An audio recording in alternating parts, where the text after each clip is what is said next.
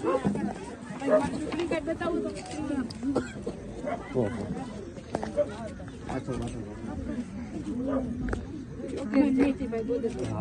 કેટલા વર્ષ થયા? મને થયા 35 વર્ષ થઈ ગયું. લગ્ન ને થયા 25-26 વર્ષ. હવે હમણાં જે ઓલા SIR ના ફોર્મ ભરાય છે એ બાબતે તમને ખબર છે? બોલે આપણે ચૂંટણી કાર્ડનું ઓલું ભરાય છે બધાને, તમને ફોર્મ આવ્યા હશે ને કે તમે અહીંયાના રહેવાસી છો એવા ફોર્મ આપણે બધાએ ભર્યા હતા? હા, એ દીધા હતા ને આપણે. હા, એ ફોર્મ ભર્યા હતા ને? હા, ભર્યા હતા. હવે તમે કોઈ એવા વ્યક્તિઓ સામે વાંધા લીધેલા છે કે એ અહીંયા જામનગરમાં બીજા કોઈ વિસ્તારમાં એ રહેતા નથી, કે એને અહીંયા કોઈ ગુજરી ગયા છે, કે અહીંયાથી બીજે રહેવા વયા ગયા છે, એવા તમે કોઈ સામે વાંધા અરજીઓ કરેલી છે? ના, એવું કઈ નથી. એમાં કઈ ખબર જ ના પડે બેન. વાંધા અરજીઓ તમે હવે તમારા નામની અત્યારે મારી પાસે, જેમાં મારી ખુદ મારા પોતાના મમ્મીનું નામ છે, જેમાં આ ભાઈના નામનો વાંધા અરજી છે, એ બુથ નંબરમાં 92 વાંધા અરજી આ ભાઈના નામની છે. 92 વાંધા અરજી આ ભાઈના નામની છે. એ ભાઈ એમ કે છે કે એને કઈ ખબર નથી. અત્યારે જે SIR ની કામગીરી થાય છે એ બાબતે એની જે ફોર્મ નંબર 7 ના જે ગડબડ ગોટાળા આવેલા છે અત્યારે, જે આખા ગુજરાતમાં અત્યારે ચાલુ છે, એની ઘણી બધી ચોખવટ કરવા માટે મેં જે તારીખ કઈ તારીખે કર્યું હતું, 1લી તારીખે મારી RTI કરેલી છે. હજી સુધી મને એના જવાબ પણ નથી મળ્યા. આજે બપોરે જ મને ફોન આવ્યો BLO નો, કેમ કે મારા મમ્મીના ફોર્મમાં મેં મારો નંબર લખ્યો છે. એમનો જ્યારે SIR નો મારા મમ્મીનો પોતાનું ફોર્મ છે એમાં મેં મારો નંબર લખ્યો હતો, એટલે મને ફોન આવ્યો કે ભાઈ તમારા મમ્મીના નામ સામે ફોર્મ નંબર 7 ભરીને કોઈ વ્યક્તિએ વાંધા લીધેલા છે. જ્યારે મેં તપાસ કરી કે ભાઈ મારા મમ્મીના નામ સામે વાંધા લીધેલા છે, એ વ્યક્તિ કોણ છે, એમાં યોગેશભાઈ ગોદડિયાનું નામ આવ્યું.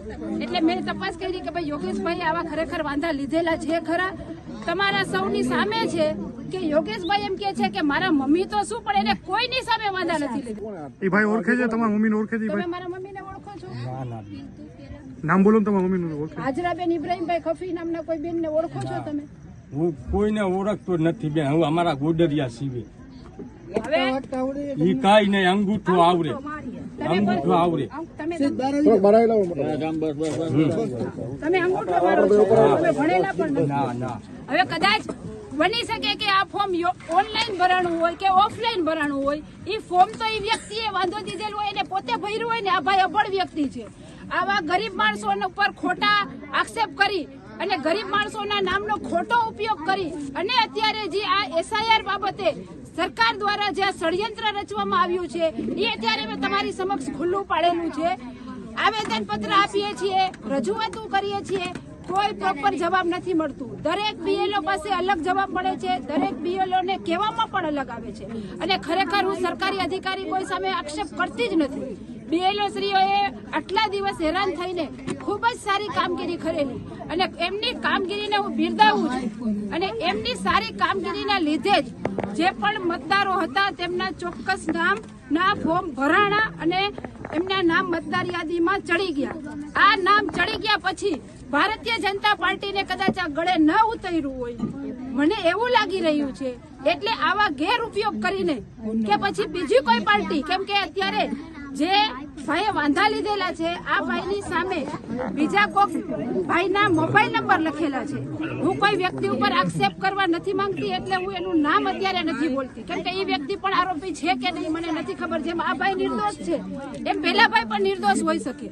એટલા માટે થઈને હું એનું નામ નથી દેતી કે એના નંબરનો, જેમ આના નામનો ઉપયોગ થયો છે એમ કદાચ ઓલા ભાઈના નંબરનો ઉપયોગ થયો હોય, અથવા એ કોઈ પક્ષનો કાર્યકર્તા હોય અને એને જાણી જોઈને પણ આવું કરેલું હોય તો ઈ જાણે. અને હવે આ કામ પોલીસનું છે કે આવી જે પણ આખા ગુજરાતમાં જે અત્યારે 14 લાખ મતદારોના નામ કાઢવાનું ષડયંત્ર જે ચાલુ છે ને, એની સામે અત્યારે આ જે કરેલું છે, તો તમારે ખરેખર પોલીસે અને અધિકારીઓએ આ કરવાનું છે કે જે વાંધેદાર છે તમે પહેલે એને તો પૂછો કે તમે ખરેખર વાંધા લીધેલા છે કે નહીં.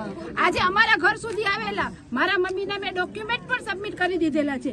મારા મમ્મીનું 2002 ની મતદાર યાદીમાં પોતાનું નામ છે. મારા મમ્મીના ભાગ નંબર અને એના અનુક્રમ નંબર સહિત મેં 2002 ની વિગત પણ ભરેલી છે. તો શું અત્યારે એવું ન થઈ શકે કે પહેલે તમે એ ચેક કરો? કે કોણ મતદાર છે કે જેને આ વિગત ભરી અને એનું SIR નું ફોર્મ જેને સબમિટ કરે